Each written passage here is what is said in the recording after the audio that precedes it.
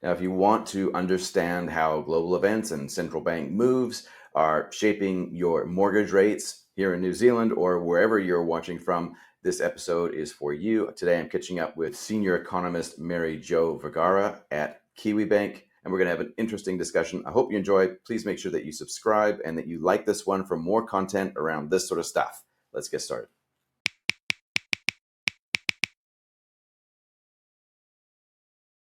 Hey, welcome everybody to the latest episode of the Everyday Investor podcast. Today I'm catching up with Mary Jo Vergara at Kiwibank, senior economist at Kiwibank. How are you, Mary Jo?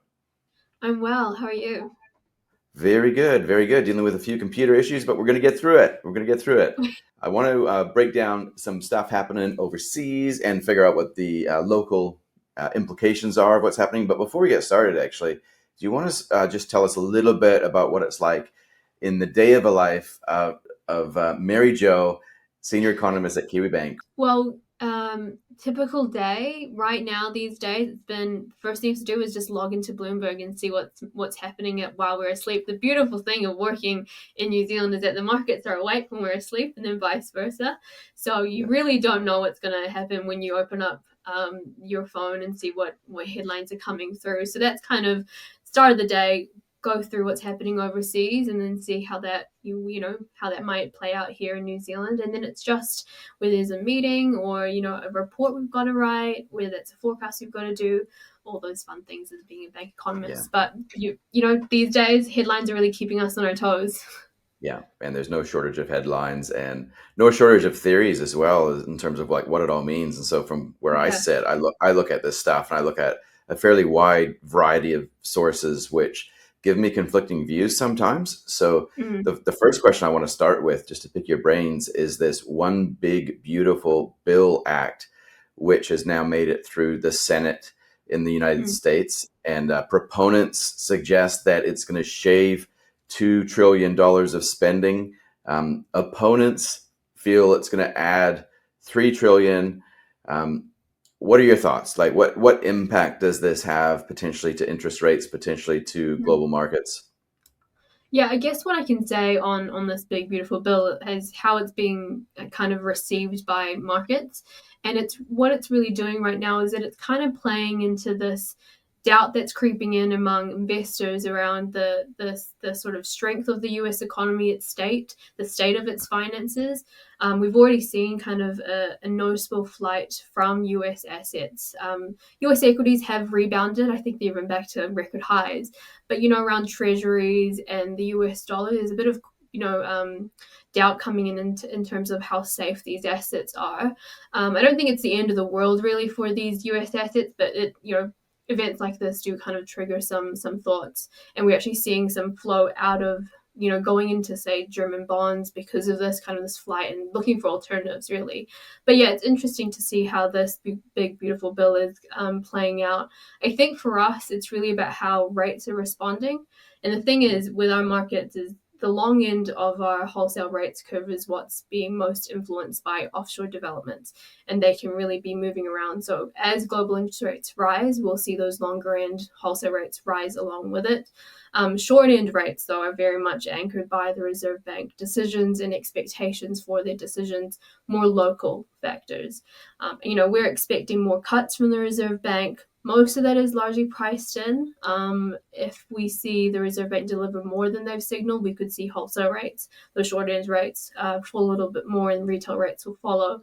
But in terms of what this all means, it could mean that we're at once we hit the bottom in terms of interest rates, because of what's happening overseas, it could be that they don't stay as low as they are now for longer. It could be that we could see a lift in interest rates, particularly the long end. But I guess the most Mhm. important thing here, though, is that we are most of the way through of this easing cycle, and we're really just arguing over the last kind of 50 basis points.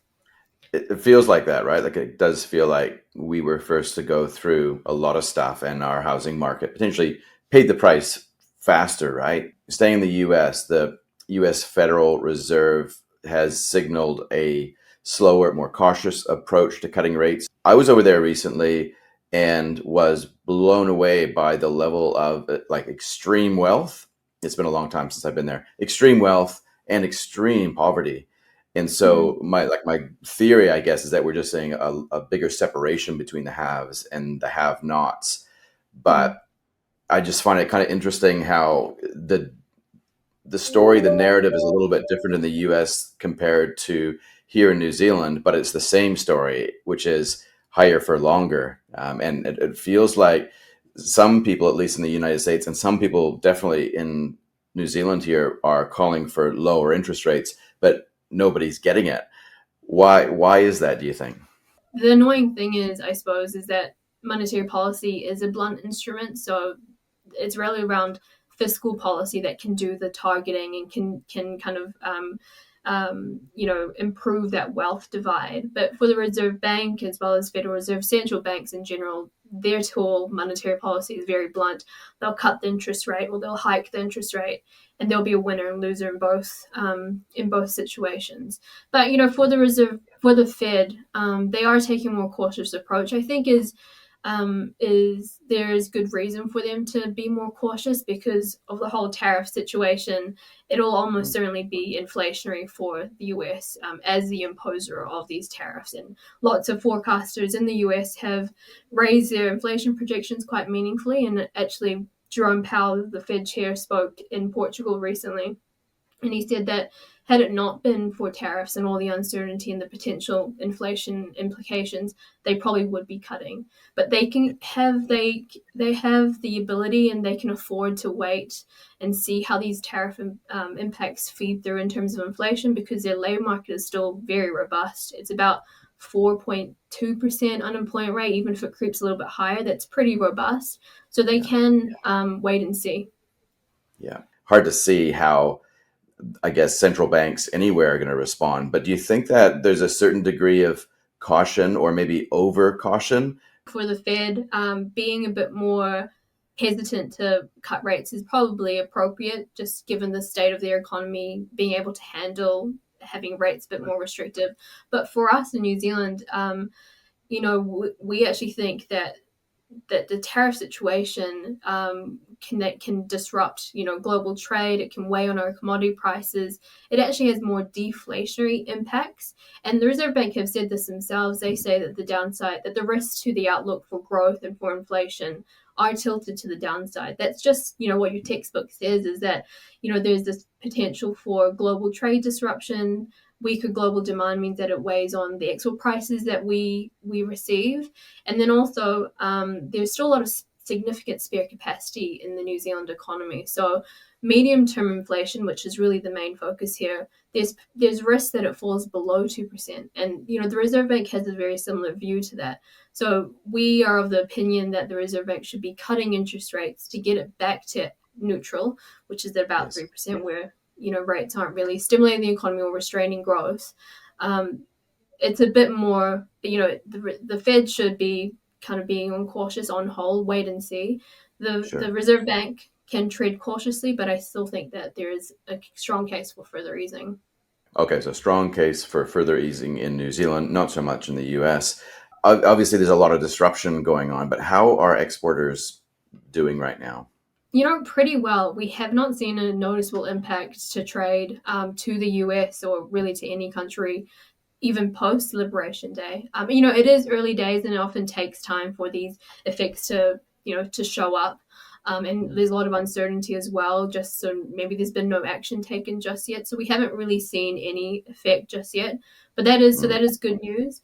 But our external sector was really the main source of strength of us coming out of recession last year. The unfortunate thing here is though that they are the most vulnerable to what's happening overseas. So yeah, Jared Kerr, our chief economist, often says that our greatest strength is our greatest weakness, and that's completely true in this scenario. So our recovery from last year's recession, which was a very deep one, is by no means secured. It's by no means a strong one. It's very much tentative, very much fragile. We're dependent on the external sector doing quite well with strong commodity prices, but in terms of in for that to be sustained, we really need to see other sectors within the economy gain momentum, which looking at the forward-looking indicators, they don't really show that. okay.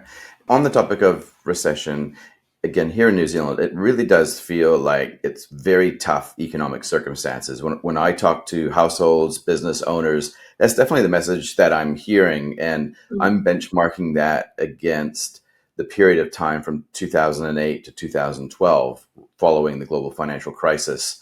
That was really tough times for some people. This feels a lot worse, yet it doesn't feel like, coming through the media, coming through economists, just general commentators, doesn't feel like people are really talking about it as a significant recession. And I just want to pick your brains around whether or not you feel the definition of recession is accurate, or should it be recalibrated to what it actually feels like for the everyday person? Like, should it just be two consecutive quarters of negative GDP growth, like whatever the hell that means for the everyday person, or is it just bleak out there? What are your views? Yeah, it's really been interesting. We've had a lot of volatility in the last 5 years, both in terms of events, but also in terms of our data. There's been a few revisions to past data that kind of erases what we feel, and then it's basically we had some revisions to past data which said that we had a much stronger starting point, but because of that, we had a much bigger fall in 2024, which I think probably better aligns with how people were feeling. But the headline numbers look really good, but the better measure to really look at is that per capita growth, and to see that that is actually down around 4.9%. That's a much bigger decline than what we saw during the GFC. So that to some extent reflects what you're hearing from your clients and from the people that you're talking to, that it does feel a little bit different from, or feels worse than during the GFC. The headline numbers can be very skewed by population growth, and we did Right. see a big surge in population during 2023. So our aggregate numbers look good, but if you slice up the pie for every average Jane and Joe, that's probably where you can see the feeling in terms of how they're actually feeling in terms of the economy. So that makes a bit more sense. But it's Okay. funny, the rule of thumb is 2 quarters of recession. I think in the US, there's actually a council that reflects on it retrospectively, thinking, did we actually go through a recession at that time? But it's not made it's not made certain that they went into recession until a couple years after. So some funny Sure. things in terms of definition. But Yeah. yeah.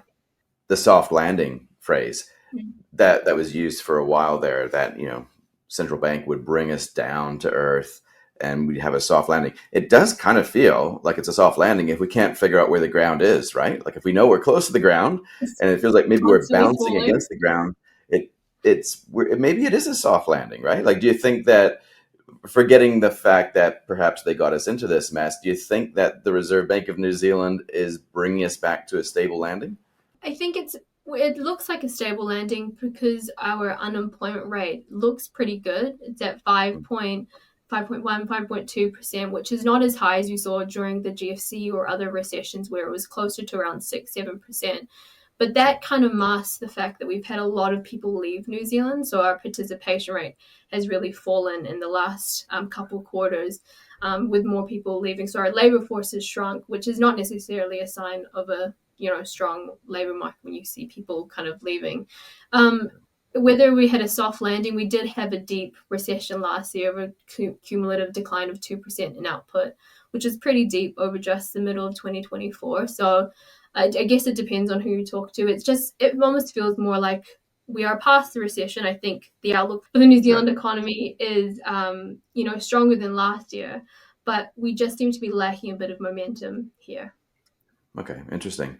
Now, interest rates is one thing, but borrowing power is sometimes another thing, right? Because it depends on how much people are borrowing. So I'm just thinking of the typical home buyer right now. I was talking to a mortgage advisor 3 weeks ago around this exact topic, that he was working with some clients who were pre-approved and ready to buy a property right before Christmas, and he got them another approval just recently, and he noted that their borrowing power, not just because of a reduction in interest rates and servicing stress test rates and everything, but their actual borrowing power as a dollar amount relative to what they were approved before, had increased by just over 19%.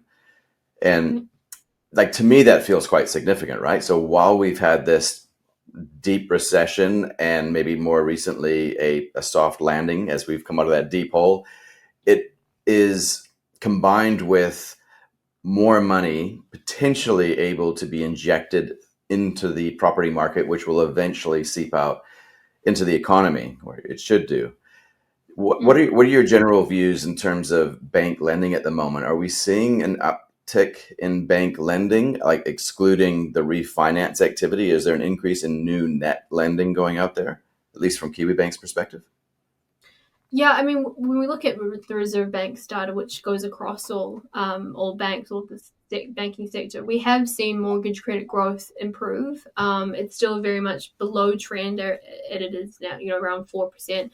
The long term trend is around 5 to 6%. So we are improving, and I think it hit a trough in early 2023. So we are on that upward trend in terms of mortgage credit growth, which is good. That recovery should gather more momentum when we see activity within the housing market improve. But that mortgage borrowing power really, I guess, reflects the fact that interest rates have fallen quite a lot in the last year and a half since the Reserve Bank has been cutting interest rates. They have cut Yeah, quite significantly, 225 basis points. A lot of that still to come through and to feed through. So we are seeing an improvement in mortgage credit growth, maybe a little bit disappointing because of how sort of lackluster the housing market should have been, but we're still expecting a rebound kind of second half yeah, of this year, which is when we're in yeah. now. And I guess, like as time goes on, house prices are larger generally over time, like over a longer time frame, and therefore mortgage amounts are higher, and therefore the interest rates movements both up and down from neutral is going to have more of a significant hit, right? So Mm. that sharp increase that we felt, arguably, that would have been very, very strong, just given the average household has far more exposure to debt than they did, Mm. say, during the GFC. So it follows then also that perhaps interest rates do need to fall faster in order to create the stimulatory effect, right? Um, Yeah. but yeah, but as it relates to house prices, I don't know if this is still true from the range of banks that I looked at, which was a while ago. But for 2025, the expectation was 2 to 7% growth in house prices. What's Kiwibank's view around house price growth rates for 2025? Yeah, we were at the top end of that scale initially when we were doing our forecast at the beginning of the year. We were saying, this year we'll see about 5 to 7%, call it 6% to be precise, of Yeah. house price growth this year. And that was because of interest rates falling, because of more just investors coming back into the market, but we've Mm, had to downgrade that house price forecast down to about 2 to 3% now, and that's just mm, because the housing market has just not performed as strongly as we expected to. There's been a lot of supply, a lot of listings flood the market, and that's kind of kept a lid on house prices. But also, investors have been really quiet. Atypically, we've seen most of the lending going out to first home buyers, which is great to have them onto the property ladder, but we haven't seen much activity from the investor side. I think they're still waiting for the equity to rebuild before they step into the housing market again. We've had a few policy changes that's made it a bit more of an uncertain environment, and rental yields. I think they're still waiting for that to be at a level for them to be more comfortable to come back in. But in saying that, with more rate cuts that we're expecting to come, we should see the investor return to the market, and hopefully that starts to push those house prices up. But if we're thinking about beyond 2025, we're still pretty optimistic with about a 5 to 7% forecast for the later okay. years. I keep on getting this feedback from people or this question from people, and it'd be interesting to hear just what your perspective is on this, which is all around why don't banks lend to businesses? Why do they only really lend to property owners? And I don't know that's a general statement, right? Because there is lending that's definitely done for businesses in New Zealand from banks. But Mm-hmm. for the most part, unless you have property as security for a lot of industries, it can be difficult to get lending for businesses. Um, do you have a response or a reason that you can give as to why New Zealand banks are more likely to lend to people who own property versus people who just own, say, a dairy or a small manufacturing business? Yeah, that's a really interesting question. I haven't quite thought about it too much. But I mean, Kiwibank has a business bank, and we do quite a lot of lending. I think in one year we actually had 70% of new lending come through Kiwibank, which was really good to see. So our door was always open for businesses. I guess it's just the nature of SMEs. We are 90% SMEs, and for those businesses, their house is often their largest asset, and they'll use that as collateral. So it seems, and we know how house prices in New Zealand have just, continued to trek higher over a longer term. So if you're Yeah. kind of if you have that as your collateral, the value of your collateral, then it becomes almost self reinforcing, or just continues in that pattern where you have this asset that just appreciates in value over time, and that's what SMEs have as their collateral or their biggest asset. So I guess it kind of makes sense in that regard. Yeah. Yeah. We call that a Ponzi scheme. No comment. That's Um, right.